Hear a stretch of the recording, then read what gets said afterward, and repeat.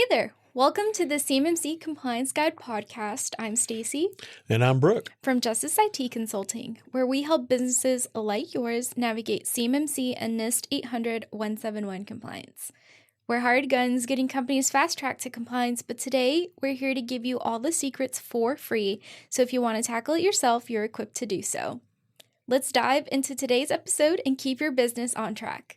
Today, we're tackling a question that causes a lot of confusion for small aerospace manufacturers and machine shops. Many companies assume that if their customer doesn't mark something as controlled unclassified information, then it isn't CUI. But the reality is a little more complicated. In fact, there are situations where a supplier can actually create CUI during the course of performing contract work. That's something many shops don't realize until they're starting their CMMC journey. So in today's episode, we're going to walk through some of the most common questions manufacturers ask about CUI, system scope, and how compliance decisions are actually made. Okay, Brooke, let's start with something we hear a lot from manufacturers. Absolutely. Many shops use ERP systems like JobBoss, E2, or ProShop, and they want to know if those systems automatically fall into scope for CMMC. So if a company never stores CUI inside their ERP system, does that keep the ERP out of scope? It does keep it out of scope for CUI. You need to be honest with yourself and make sure that you don't actually store any CUI in that platform. Some people don't. A lot of people do. If it's, and I will tell you this, if it's on premise or on a server under your control, maybe there's a server in Azure or something like that. But if it's something like that in your network, you can put that in scope if there happens to be CUI in it. But there are very, very few of these vendors that are actually that have cloud platforms that are compliant. So if it's a cloud platform, I can almost guarantee you it's not. Like I said, there are very few, but they have to be FedRAMP moderate authorized or equivalent or higher. So, or FedRAMP moderate or higher than authorized or equivalent, however you want to phrase that. There's very few of those that are. If you do use one that's in the cloud, it is possible to still use it. You just have to make sure you keep CUI out of it. You've got to be honest with yourself and make sure that there's no CUI or derived CUI, which I think we'll probably get into here in a minute. Anyway, make sure none of that is in the system. Another common question we hear is whether a shop can isolate CUI instead of securing their entire network. Some companies ask if they can just put CUI on a separate computer or system. Does that approach actually work? It can work. It really depends on your workflow. That's generally, you call that an enclave. So you scope out a separate little network, that's protected. Truly an enclave would be, nothing can get in and out, right? That's not realistic. So then you start poking little holes in the enclave, and depending on what kind of little holes you poke in the enclave will depend on what else comes in scope. So it is possible and suggested to scope CUI down as much as possible because that makes there are all sorts of things, controls that that you discover along the way that you'll go, oh wow, that's I have to do everything in the network that way. That's either gonna be costly or that's gonna be tough to do or something. So if you can scope it down. I would say scope it down as much as possible. So if you can scope it down less than the entire network, that'd be ideal. Sometimes you can't. Sometimes, 100% of your network or 100% of your work is DoD work and CUI, and it's easier at that. You can still do that, but it's easier at that point to consider it scoping a few things out of it that may not need to be in it. So, however you do that, however you phrase it, it is good to scope it down as much as possible. Another misconception we hear a lot from manufacturers is that CUI only applies to the drawings their customers send them. Is that actually how CUI works? No, unfortunately, it's not. So hopefully you're getting drawings that have CUI markings on them, or documents that have CUI markings with portion marking. I highly doubt you're actually getting that if you're a subcontractor. Some of our clients who are subcontractors do get a document or two that are marked properly. Generally, somebody will tell them if they ask, hey, is this CUI or not? And they'll say, oh yeah, everything is CUI for this contract. It's not really accurate. And you can only, as a subcontractor, you can ask and you can, push a little bit. You of course don't want to bite the hand that feeds you, but whatever they give you that is CUI, kind of got off the topic a little bit, but whatever they give you that may be CUI, a document, a drawing, something like that, we'll stick with the drawing. If you then take and make, break out some parts and make some drawings of those, that is very likely going to be CUI still. And so you have to mark those documents accordingly, right? And you have to protect them accordingly. You can't just say, oh yeah, it doesn't have any identifying information on it, so it's not CUI. In fact, I wrote it down or copied it down so I could make sure I got it, read it, said it properly. But CUI, controlled unclassified information, is information the government creates or possesses, or that an entity creates or possesses for, on, or on behalf of the government, that a law, regulation, or government-wide policy requires or permits an agency to handle using safeguarding or dissemination controls. So that right there, anything that is, and I'll read another one here in just a second, but that's basically telling you if it's part of that contract that it's going to be very likely considered CUI. The next one is CDI, which is covered defense information. That is a subset of CUI, generally thought of like as CTI, controlled technical information. So that is collected, developed, received, transmitted, used, or stored by or on behalf of the contractor in support of the performance of the contract. So if you're handling any of those documents and you create, possess, develop, receive, transmit, use on behalf of that contract, then that's likely going to be CUI. If you truly use something that's off the shelf product as part of that larger component, for instance, that off the shelf product is not CUI. If it's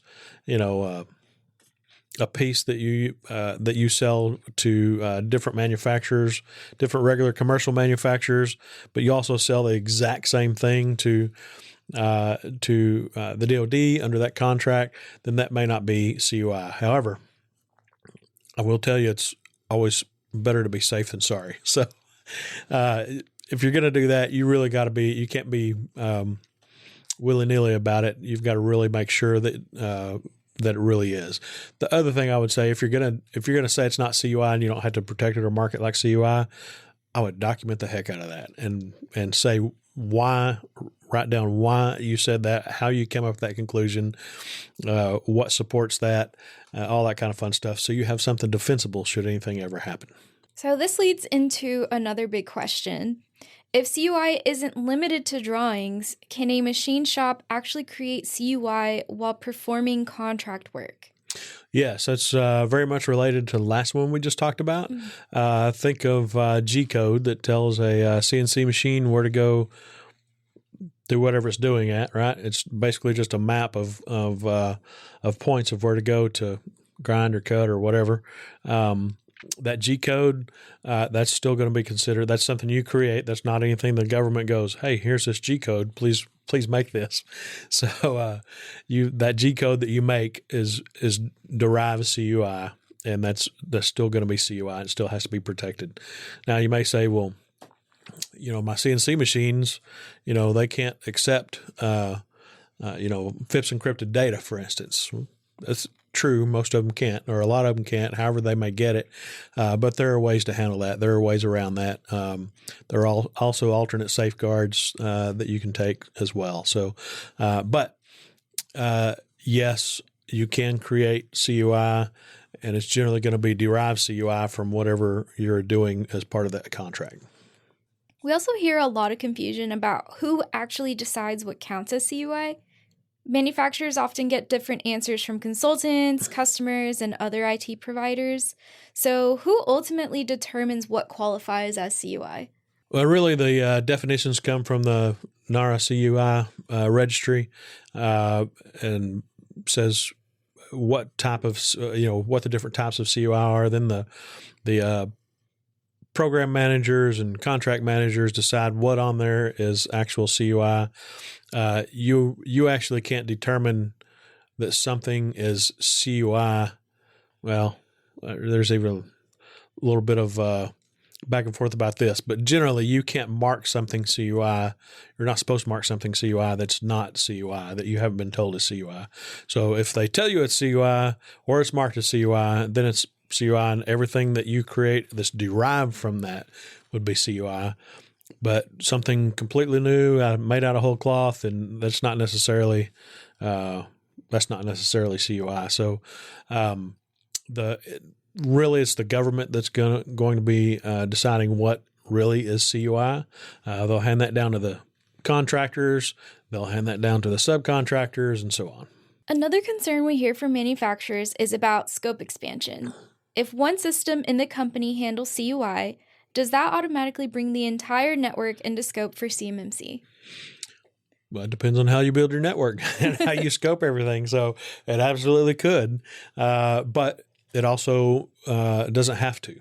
So this goes back to the whole scoping and figuring out what systems need to be in scope, what shouldn't. How are you going to separate those? Are you going to create some, secured VLANs? How are you going to separate those? So it all comes down to figuring out what really needs to be in scope and what doesn't. But if you don't do anything to separate those systems, they're all on the same network, they're all playing together, all that kind of fun stuff, then yeah, they're in scope. Another big concern we hear about from small shops is cost. Many manufacturers assume they'll need to buy expensive servers and new hardware to become compliant. Is that actually required? It's not actually required. It depends on your workflow. It depends on, how you're doing things, and really depends on how you want to build it out. It depends on, that's going to be a business decision as to how much of that DoD work that requires CUI safeguarding or safeguarding CUI. It depends on how much of that work is, how big of a percentage of your business that is, right? And what all you need to do. So in some instances, yeah, you'll need to buy some new servers. For instance, if you have an MRP program running on a Windows 2008 R2 server, Windows 2008 R2 is not in support anymore, and I'll say you can't use it, but with a caveat. So you could use it as long as you do all the proper security things, which will make it pretty unusable for most people. But if you need quite a few systems to connect to an MRP that's running on an old server like that, the OS is out of date, the software is out of date, and none of them can get security patches. The server's so old, they're not issuing any firmware updates anymore. Then you've got a problem, and you need to figure something out. You may need to buy a new server, new software, or you may decide you want to go down to spreadsheets. Who knows? And you still have to store those somewhere. So it doesn't necessarily mean you have to buy new servers, but a lot of times, or sometimes it does, depending on your infrastructure, right? It could also mean that, maybe you want to spool up an instance of Microsoft 365 GCC High and use that to store all your information in. It's a good solution. Doesn't work for everybody, but that's a good solution. So, it is going to take some money to be compliant. That's just the cold hard fact of the matter. This basically requires you to make sure that you keep up with security. Systems stay managed. You don't just turn them on and forget about them, right? So the unfortunate part is that all costs money. It's like having a car. If you have a car, you got to get your oil changed. You got to get your transmission fluid changed. You got to get fuel filters changed. You got to, there's all sorts of. You had to put money into that car to keep it running right. They're, just on a system, just like a car. A few things can break or not work right, and it's no big deal. You can keep on driving it. It's okay. But really, to keep that in good condition and secured and working properly, you need to spend some money on it. So same. I was going to say the same thing, not necessarily say that this is the same thing, but the same concept. Put it that way. One last question we hear about is cloud hosting. Some companies wonder if they can run their ERP system in a compliant cloud instead of buying servers. Is that possible?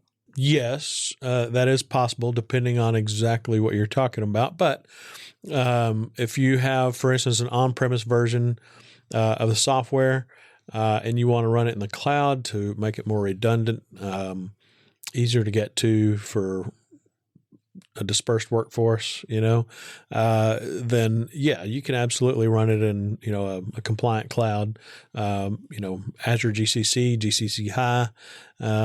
You can run it in there and there are other things you still have to do to it. You can't just turn it on in there and everything's okay. You still have to go through the same process because essentially those are just virtual machines. So, I would caution again, what I brought up earlier is that, an ERP vendor's cloud platform, very likely for a lot of shops that use, Job Boss and all those kinds of software, they don't have a compliant version. So you need to figure out if you really want to stay on the cloud version, if you want to keep CUI in it or not, all that kind of fun stuff, because that's going to require some decisions on what exactly you want to do. Awesome. Well, Brooke, thank you as always for providing your insight. Absolutely. If you have questions about what we covered, reach out to us. We're here to help fast track your compliance journey. Text, email, or call in your questions and we'll answer them for free here on the podcast. You can find our contact info at CMMCComplianceGuide.com. Stay tuned for our next episode. Until then, stay compliant, stay secure, and make sure to subscribe.